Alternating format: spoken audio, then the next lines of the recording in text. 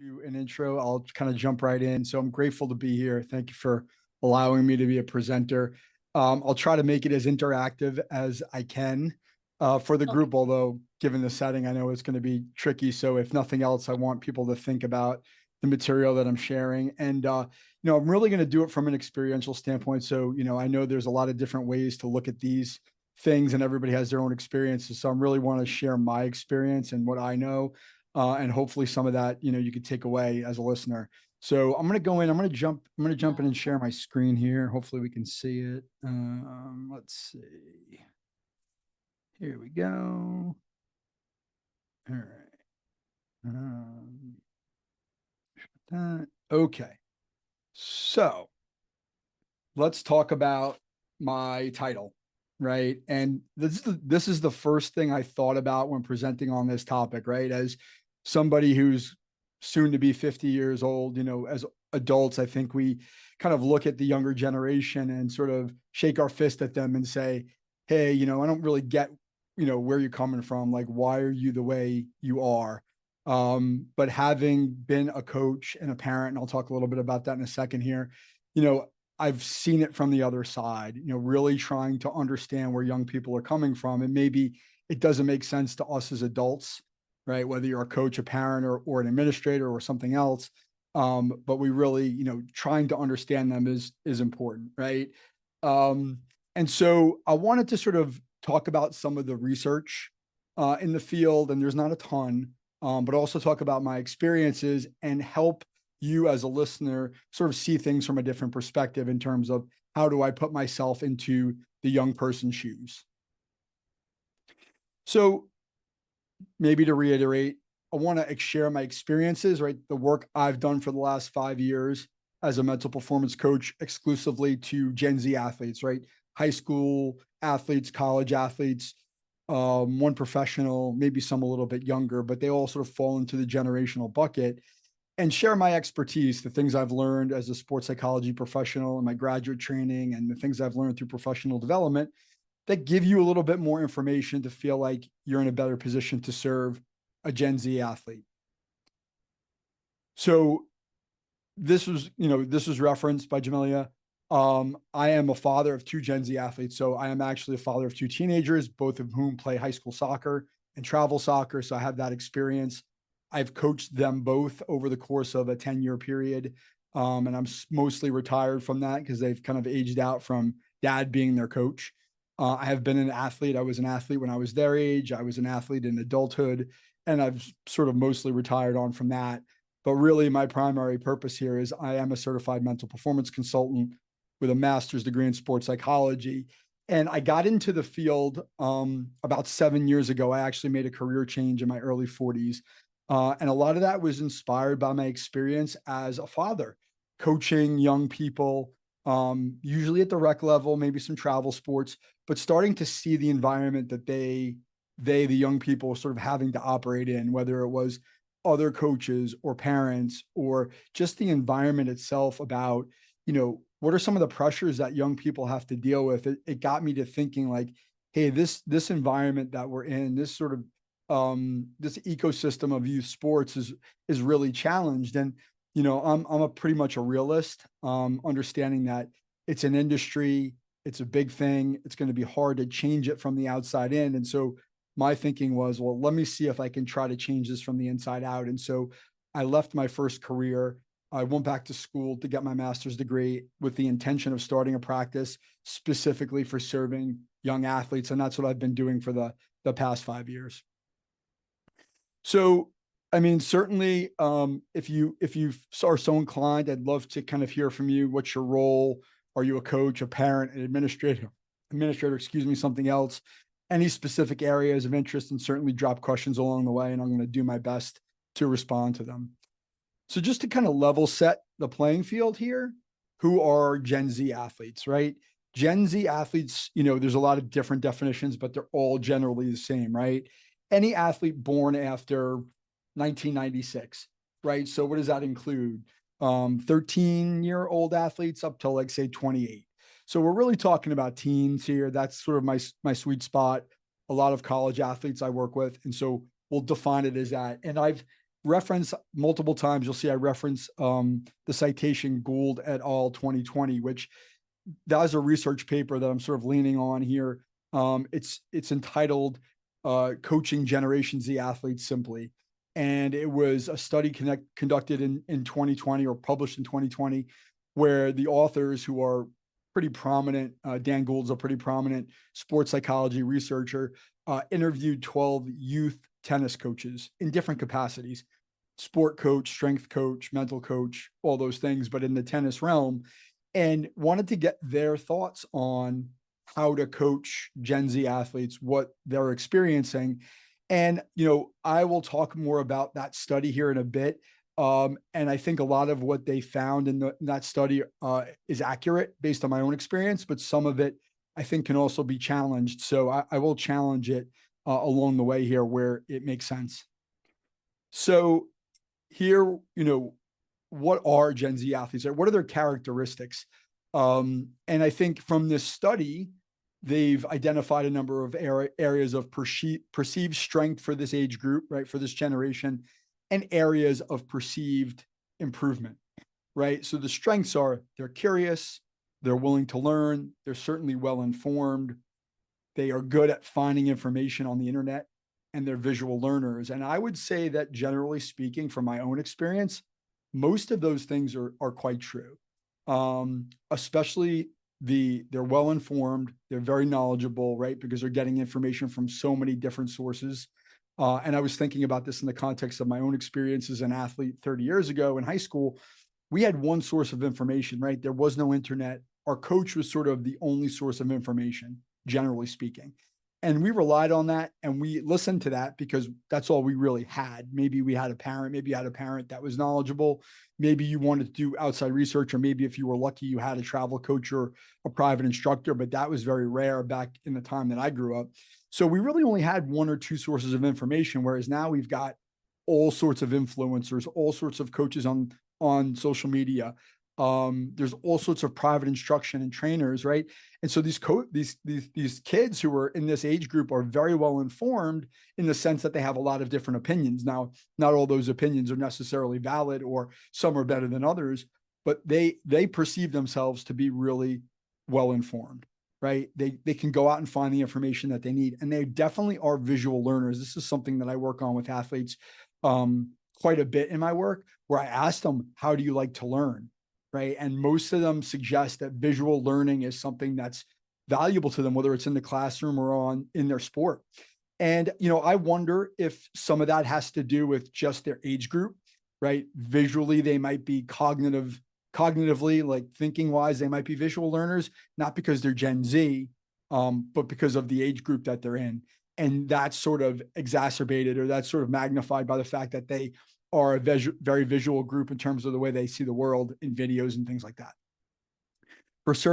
Perceived areas of improvement, from this study: seeking short-term results, difficulty coping with constructive feedback and failure, short attention spans, challenged, maybe like substandard interpersonal skills, and poor time management.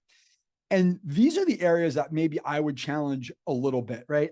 I think these observations are valid, certainly in some ways, but I don't know if it's, some of these are generational in nature, or if they just are human nature, or they're endemic to teens, right? Like teens have short attention spans, not necessarily because of the fact they were born in a certain year, but because their brains aren't fully developed.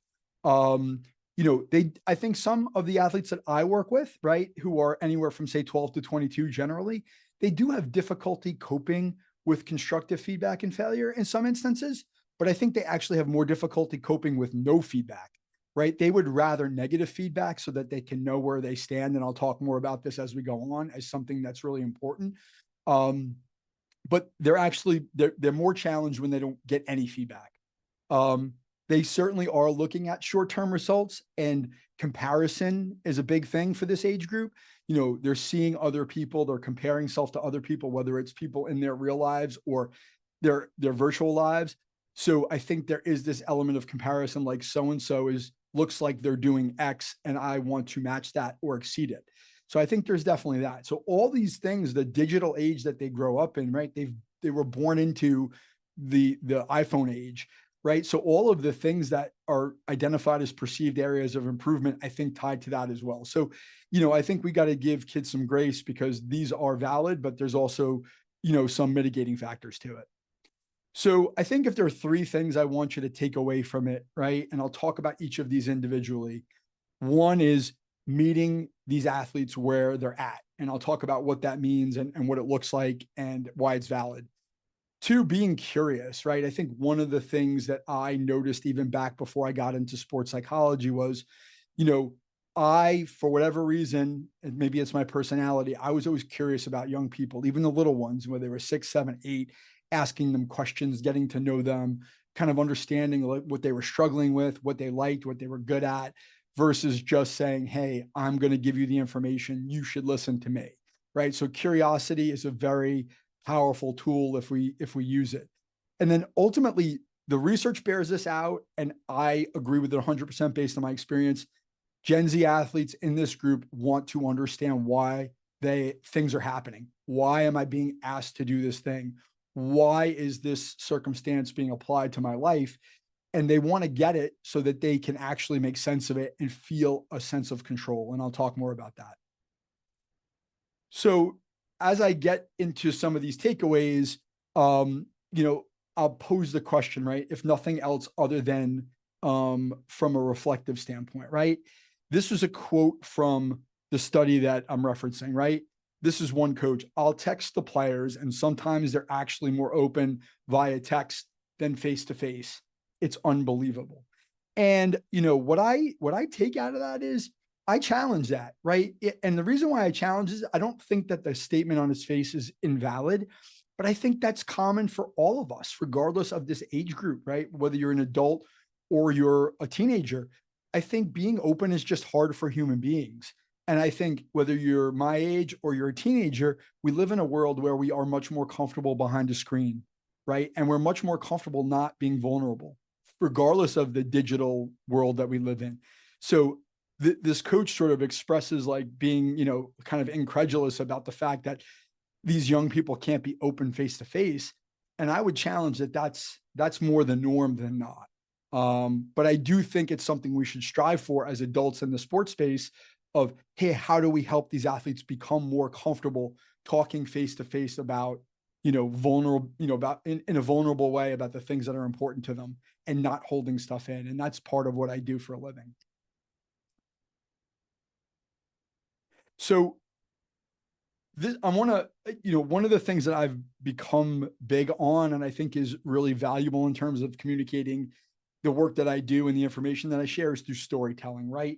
And so, one of the things that I was sort of hit over the head with in graduate school by my professors was you need to meet the young person, the athlete, whoever they are, maybe they're not a young person, where they're at, right? Meaning like I can try to force them to come to me and do things my way, or I could go to them, understand kind of what they're experiencing and tailor the work that I do to, what they need in the space that they're in. And I think for a lot of us, that's not the easiest thing in the world to do, whether it's we're uncomfortable with it or we don't know how to do it, or it's just, we're not aware of it. So we want to be able to, from my experience, I have to go meet them where they're at. Right. So examples of that from my work, just generally, right, before I get into a sort of a client story, I have to text athletes that they need to check their email because I've sent them materials, for homework or something from a session, right? If I email them and I don't text them, they're probably not checking their email, right? I might have to reach out multiple times before I get an answer from a teenager or college client. I'll text them about a timing. I'll text them about how they're doing. I'll text them about all sorts of different stuff in between our meetings, and they won't respond. And I have to understand that they've got other things going on. I can't take it personally, and that I have to keep following up to get their attention. And then usually what I get back is, hey, I'm really sorry I didn't see this, or hey, I'm really sorry I've got other stuff going on, but they get back to me. And then sometimes they don't even show up to things, right? And that's sort of time management and some of the distractions they have in the world. But that's just kind of the environment they're in. They're also super scheduled, right? Their parents schedule them, their coaches schedule them. They live in this highly structured world, And like, I'm just a piece of it. I'm not as important as everything else potentially to them. And so I take a back seat. I have to be okay with that to a certain extent, obviously within reason, right? I don't want them to disrespect me, but at the same time, I want to respect that they've got other stuff going on. Stuff happens and they don't have to be at my beck and call necessarily. So I'll share a story, and the picture is relevant. So I work with a lot of baseball players, and about 14 or 15 months ago, I was referred a baseball player client to me from a training facility that I have a relationship with some of the coaches at. They do player development, which means basically strength training and instruction, mechanical instruction, those kinds of things. And they said, "Hey, we have a kid who's really, really talented, but mentally he's struggling." And I saw that right off the bat. So we started working together in 2023, and he was committed to play Division I baseball. He was a senior in high school at that point. And his mother, who's a wonderful lady now that I've gotten to know, wanted her son to do this. But I think coming into the relationship, her son was really confused about a couple of things, right? Like, he didn't know necessarily exactly why we were doing it. And I had to explain to him sort of, okay, why are we doing this? Why is he here? He didn't know what to talk about. I was like, what am I supposed to talk about here? Um, and he didn't really trust me. Not that he distrusted me, but he just didn't trust me. And some of that was from his background, right? He came from a divorced family, family issues, personalities, some of the stuff in the background, which is why like trying to understand him is so important. But like, I had all that sort of working against me. And then in the beginning, it was really hard to get his attention, to get his participation, to get his focus, right? But over the course of 15 months or so until today, that has been a really slow evolution, but it's evolved because I've met him where he's at, both literally and figuratively, right? So in the beginning, it was, we're meeting on Zoom, talking to him about, mental performance coaching and what I do and how I can help him, and asking him a lot of questions about where he's at, right? Trying to meet him figuratively where he's at, what's going on in his life, what are the things he struggles with. And I think he had a hard time articulating his feelings, articulating his thoughts, articulating what he was going through. So I had to be really, really patient. And what I observed was it was really, really awkward and forced for quite some time. And then fast forward about 6 months, he was playing his senior season of high school baseball, and I made a decision to go watch his game, right? So he lives within driving distance of where I live. And I went to go visit, watch this game, right? And he didn't even know I was going, because I didn't want to create more stress for him that I was watching him, but I wanted to see him in his natural environment. So I went and watched and I observed. And that was a big thing, because after the fact, I told him, "Hey, I want to go watch your game, and this is what I saw."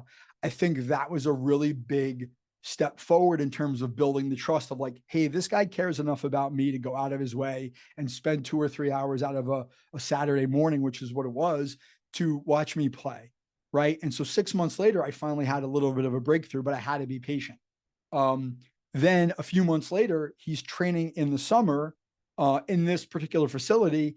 And I started going to the facility, which is over an hour away from my home, to watch him train, to observe him again in his natural environment where he was really comfortable. But, I would see some things that I didn't necessarily see when I was on a Zoom. I'd see the frustration. I'd see the negative self-talk. I'd see the bad body language. I'd see him looking at his phone all the time in between his training stuff.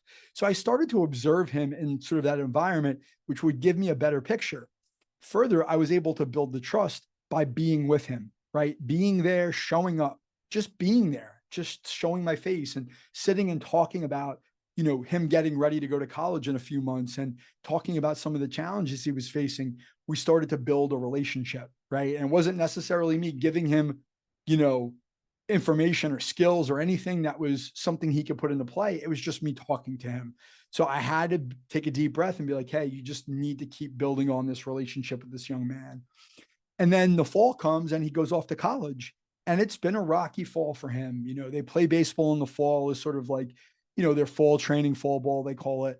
And, he's having a different experience with his coaches than he did in the recruiting process. They're being hard on him. He's not comfortable with the way they're coaching him. He is struggling mentally. He's struggling a bit physically. And in November, before Thanksgiving, I went up to his college campus, which also happens to be in New Jersey where I live. And we talked for like an hour. We just walked around and talked. What's going on? What's happening with your coaches? How are you feeling? All these things. Again, it wasn't necessarily a traditional session, and I wasn't giving him any technical tools or skills, but I was building the relationship. I was going to him, I was showing up, and that was building the buy-in, right? And then we come to today, which is January of 2024, and this young man has finally made a decision, to say, hey, I'm ready to do things differently. I'm ready to listen. I understand how you're trying to help me. I understand, you're trying to give me these skills so that I can achieve my dream, which is to play professional baseball. And he's finally bought in, but it took me 14 months to do it. We've met probably 15 times in 14 months, right? Once a month is not necessarily ideal for the work that I do with athletes, but I had to do it that way because this is what this young man needed. And so it's an extreme example. If you're a coach, that's hard, right? You have a team, you've got a lot of kids, and you've only got so much time. My experience is different than yours, but I think the example, the story I'm telling is illustrative of, hey, how do we meet these young people where we're at, especially when things don't go the way we want them to. So I think the takeaway there is patience, right? Sometimes patience is required. And if you're a coach, it's harder to be patient. You've got a season, you've got to win. You're getting paid to coach a team. And this is something I talk to young athletes about all the time, which is, there's two sides to this coin. Yes, we need to meet them where they're at, but young people need to learn empathy for their coaches and their parents, meaning understand like, hey, I don't have to like the things that my coaches do or my parents do or say, but I have to try to understand where they're coming from. Otherwise, it's just going to be a total communication gap and everyone is going to be miserable, right? So be patient. Second takeaway, right? Being curious. So asking questions, right? So here's another quote. Asking questions is so important. When you get into the habit of asking questions, you facilitate feedback, and then it becomes much easier to pick up on how the player is feeling. I could not agree more. And maybe I'm biased because I learned this in my training, asking questions, learning counseling skills, asking the right types of questions and gathering that information is so important for me as a coach, because, as a coach who focuses on one-on-one mental performance coaching, like I have to tailor my work to the athlete. And I can't tailor my work to the athlete if I don't understand them. But I think that concept applies in an overarching way, right? To any adult who's in that space, right? Rather than asking, trying to understand where they're coming from before we start to give them suggestions, or before we try to coach them or tell them what they need to do. We want to understand them so they feel like, hey, this person really cares about, me and what I'm going through. So, one of the things that I would say as a tip is, asking open-ended questions. What does that mean? How, what, when, where, right? Big questions where you can extract, tell me more about. Asking questions that are big and open can allow the athlete to tell you what's on their mind and give you a lot of stuff that you can sift through and figure out what's important to them. There's a place for the closed questions, right? Do you, should you, is it, those kinds of things. There's always a place for that. But I think it's, yes or no questions or, answers is not where we want to start. So I think curiosity is critical. And I love this quote because I think it's indicative of kind of what's important as an adult dealing with, athletes in this age range. So for me, it's about curiosity. And so I won't necessarily tell one story, but I'll give you some anecdotes from my work with athletes. And, like I said, the vast majority of my clients are ages 14, ninth graders up through college. And I would say about 80% of them are males. So I'll talk about some males. I love working with females. They're different. I won't get into gender differences, but I will talk about the males because I think there's some commonalities, right? They're complex, and everybody's complex. All these young people are complex individuals, right? They have complex problems, right? Sometimes we think we have an answer for them, because it's based on our own experience, but we don't really understand what they're going through, right? So one of the things that, I philosophically came to as a graduate student was I really wanted to take a humanistic approach to my work. Let's coach the whole person, right? That's not just, hey, let's fix this problem we're having in a performance context, but let's coach the person. What's going on at home? What's going on at school? How do we use these skills that I teach to apply to different areas of life? I think it helps the young person feel like they're valued. Um, and so, I also would urge you to think about what you would want as an adult now. If you look back, what would you want as a young person, right? What would you want from your coaches, or what would you want from your parents? I think that's a really important thing for all of us to do, to think about, hey, can I put myself in this person's shoes? Because we think the way our coaches coached us and the way our parents parented us was the right way, or it was justified, and maybe it was. But there's also things we can look back and say, hey, I wish it would have been a little bit different. Hey, let's try to apply that to our experiences now in the present moment. So it's definitely not formulaic. So I've had 3 clients over the course of my 5 years working that kind of stood out to me. One of them is now probably 21 or 22 years old, a college basketball player, but I met him when he was in high school. Basketball was his identity. He was going through the recruiting process, so it was very, very stressful. He had not been offered, a roster spot at the college level. He wanted to play at the highest level of college basketball, Division I basketball. He did not have that, experience, and it really stressed him out. Basketball was who he was as a person. It was his identity. Everything he did was sort of geared towards getting this result. And the fact that the results weren't coming were really, really creating an anxiety that extended beyond his sport experience. It was things that were happening outside of basketball that were sort of carrying over into his everyday life. And that's obviously something we don't want young people to feel. And he was big on comparison, right? To talk about some of the characteristics of Gen Z, right? What are other people doing? Who's getting offers? What am I seeing on social media? There's just all this world around this. It was around this person that he really struggled with. So he was one person that, I wanted to be curious about what he was going through, right?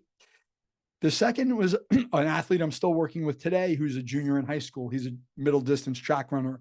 When I met him, he was 15. Today he's 17. When he was 15, his parents were just finishing up or going through a divorce. And he had, kind of a separated home. He was living in 2 places. He was angry. He was confused. And the track part was a big component of it, because his dad was a runner and he wanted to run in college, or he wants to run in college, really to sort of prove to his dad and make his dad happy. Right. So all of those things put together were really, really complicated for this athlete. So had to really lean into the personal side of it at the start to understand kind of what was going on. Like, what was the dynamic at home? What was he feeling because of the divorce? There were issues at school that he was experiencing, right? Like, he was getting into trouble. He was having problems with his friends. Like, we had to start there. We couldn't just jump into, hey, let's work on your self-talk, or let's try to build your confidence on track, because there was all this other, muck that he was going through that was really sort of a bigger influence on his life. And then once we kind of sorted through that, then we could start to talk about performance. And that's kind of where we're at now. And now we're in a place where he's thinking about, do I even want to run in college? So things have evolved so much, but the curiosity and getting to know this young person and all the things that he likes, like, fixing cars and watching basketball and hanging out with his friends and all the things that he likes to do outside of being an athlete, building that relationship and being curious about that has really helped me do a good job and have the experience of working with him for, over a year. The final athlete I'll reference is a baseball player in college. And I've been working with him for about a year, and he experiences something called the yips, which is not something that you might be familiar with, but yips is basically the inability to do something that you've learned how to do pretty simply and naturally, right? Like throwing the ball. He's had trouble throwing the ball back to the pitcher. He's a catcher.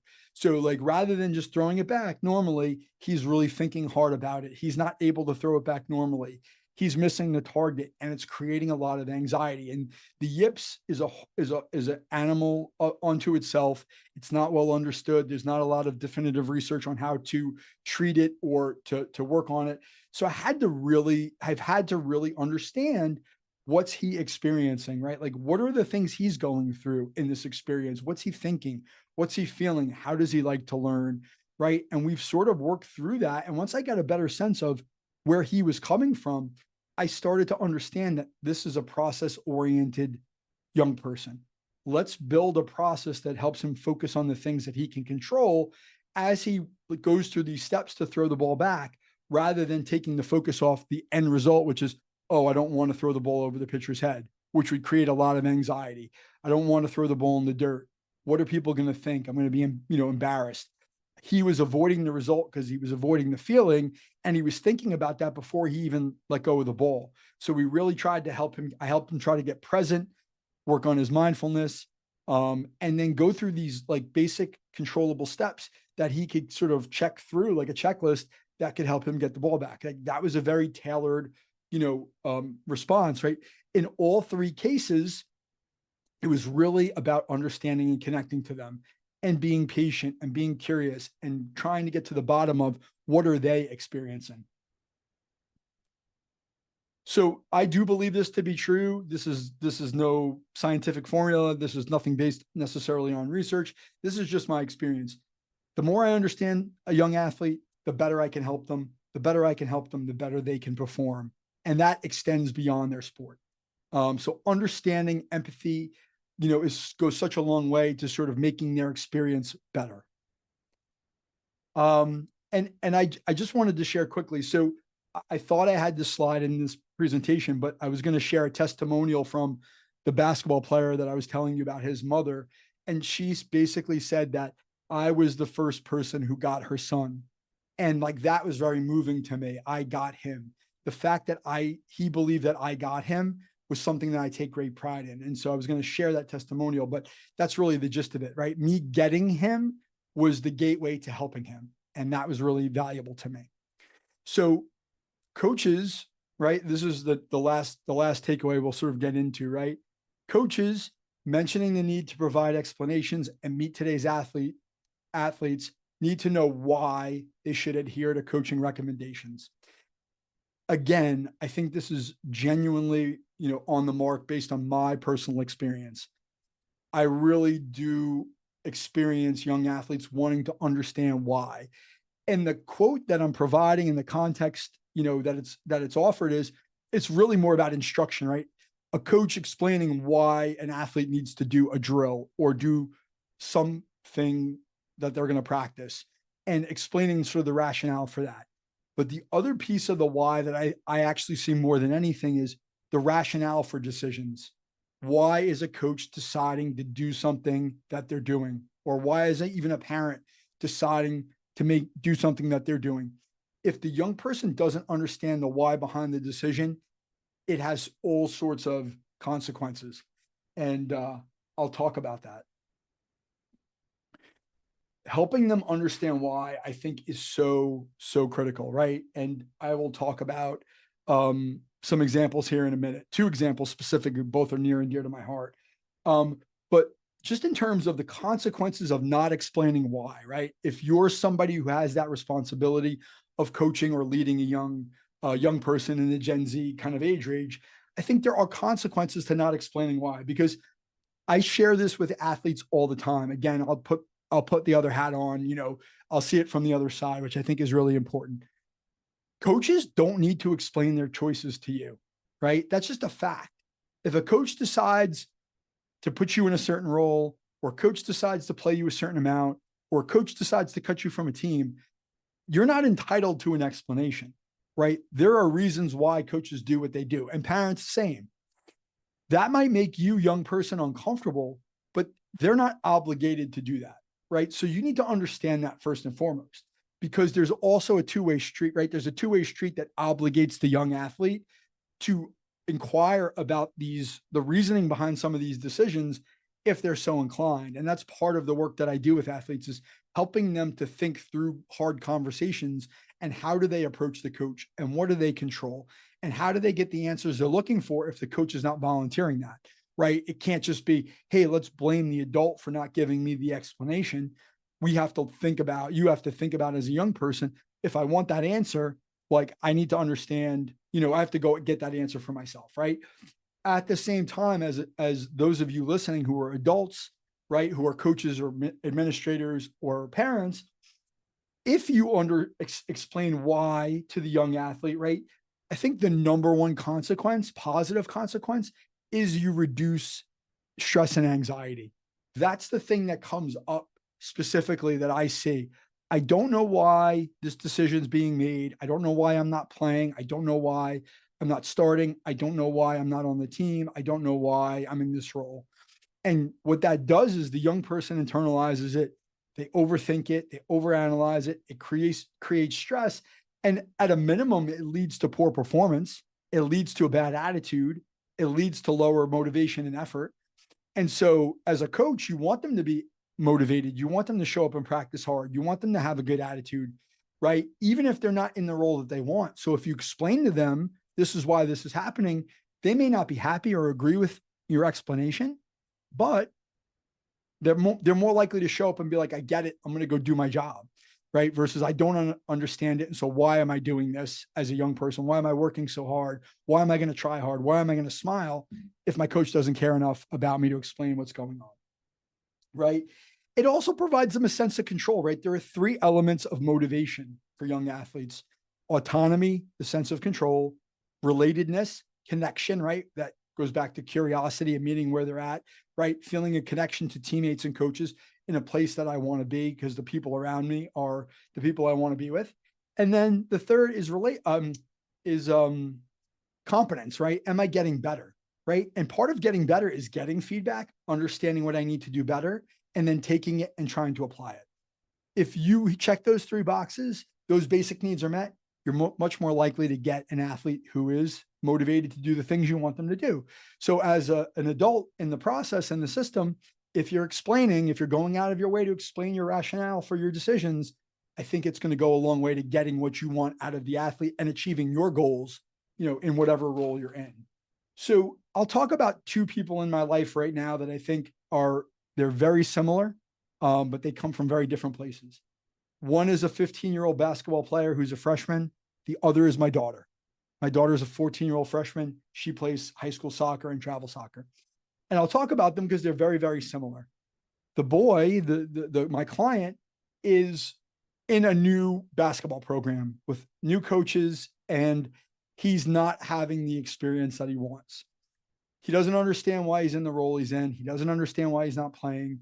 He's trying to do all of the things that are legislated and suggested by his coaches as a way to expand his role, get more playing time, and build a relationship. And that's not happening, right? So one of the things he and I are working on is, how can you focus on what you can control? Can you go to the coach and ask for feedback if you're not getting it? What do you do with that feedback?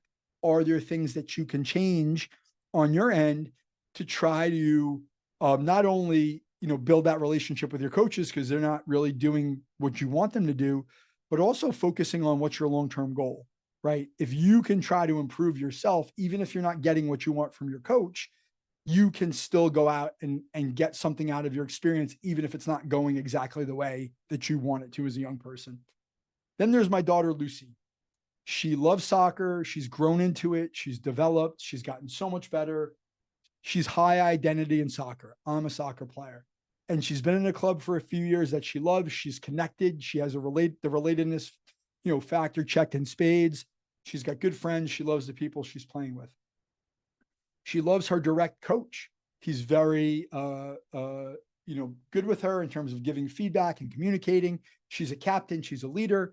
But the person who runs the program is sort of up on a pedestal. And he coaches an older team in the program 1 year up. That's very, very decorated. And my daughter's had the opportunity to play with them, but not consistently. And she feels like she wants to be there more. And she wants to understand, why am I not playing with the older group? Why am I not playing more? And so as her dad, I said to her, hey, you need to talk to your coach about why. And she did. And the coach told her, hey, you need to get faster, right? Your one physical deficiency is speed. We want to play fast. This is something the club director values. And if you aren't fast, you're not going to get as much playing time. That's a personal philosophy for the coach. That's the coach's prerogative. And I would tell my daughter that this is what he wants. So you need to think about, how do you get better and get faster? So I presented to her hey, let's get some resources to get you faster. And she said, no, I don't want to do that. Okay. So she's not ready to change. And I think part of this, again, to go back to the patience piece with athletes, is helping them understand, okay, what do I control? What don't I control? If I want to change this situation, I need to do things in this process to get the why that I want. And then to understand how to do it. That's another part of this. How do I make the change? And then taking steps to change. And sometimes we're just not ready to change. We want the answers that we want. Young people want to hear what they want to hear. But when they get the feedback, and it might be negative, they're not necessarily ready to act on it right away. And as adults, we understand, like, they should if they want a different outcome, but at the same time, we also have to be understanding and patient that they're not ready to change. So, I think the takeaway, for this group of people is, hey, you know what? We need to explain to them why, because there's a positive consequence to us as adults. It helps us do our jobs better, whatever that job is. But there's also some responsibility on the young person. And I think opening the door to honest and open communication and letting them know, hey, if you're not happy with your situation, you are welcome to come talk to me in a respectful way so that you can understand what you want. But you also have to understand I'm the coach and that I have discretion over these things. And if I give you an explanation in a respectful way and you don't like it, it's also your job to learn how to accept it and make change. So I think those are all really important things. And I think those three things, I put the testimonial in the wrong spot. Those three things are the things I'd want you to take away, right? Meet them where they're at. Try to be patient. Try to sort of get to the space that they're in, whether it's literally or figuratively, and understand them, right? Like, kind of go to them and show them that you are in it, right? And that's not always logistically possible. From a time management perspective as an adult, a responsibility, I've got multiple athletes, I've got a job, I've got a family, I've got other things going on in my life. It's hard to cater to every single athlete. I have that luxury because that's the nature of my business. But if you have that principle kind of, at your disposal, it's something you could tap into as somebody who's working with a Gen Z athlete. Be curious, ask those questions, right? Ask the questions, ask the open-ended questions. How are you? Tell me more about, what's going on. Really try to get them to sort of open up to you, right? And that might not happen right away, but if you continue to do that and you get the information, now it's going to allow you to do your job better, to help you sort of manage those consequences by kind of bringing them into your world. And then 3, helping them understand why. And I think this is, again, it's certainly unique. No, it's not unique, but it's certainly endemic to Gen Z, right? They really do want to understand why, and they want to understand how, right? A coach might tell them just focus or just do this or just do that. And they want to understand how to do those things. And sometimes they're not coached to do that, but they want to understand why. And so if you help them understand why, it's going to help the athlete get better, develop, grow, feel, in control. And it's going to help you get the outcomes that you want as somebody who's leading them through the process. So with that, I would open it up to any questions that you may have. Feel free to drop them in the chat and I will answer them. I'll kind of give you a minute to drop anything. If there's nothing there, I'm going to share my contact information and you can absolutely reach out to me anytime with questions in any format.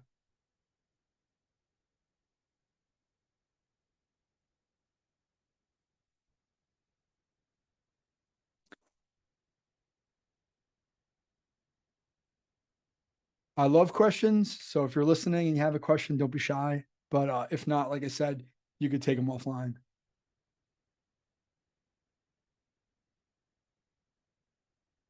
I don't see anything coming up. So we'll move on. So I would encourage you to reach out, right? I love to communicate and talk to people and learn from them. I'm doing this because I guess I'm considered an authority in this space, but I really am a believer that, I'm just part of the puzzle. Like, I don't know anything more or special. I just have my experiences and my training, and that helps. But everybody's perspective is valuable. So I'd love to hear from you, whether I can help you or, you have something to share with me that you think would be helpful. You can learn more about me at my website, michaelvhuber.com. So there you can find free resources. I have a bunch of blogs that I write. I have a podcast called The Freshman Foundation. There are about 80 episodes with different folks within the youth sport ecosystem that I talk to and interview in most cases about their experiences. So there's a lot of stuff out there. And you could just kind of check me out if you're interested and learn more about mental performance coaching. With that, I want to say thank you. I have a great deal of gratitude for the opportunity to talk about this. I love this work. It is my passion. It's my new life, and I'd love to share it with people, and I'd love to hear from people. So, just to say, these are the references that I went to. But thank you for everything, and I look forward to hearing from you. Yes. Thank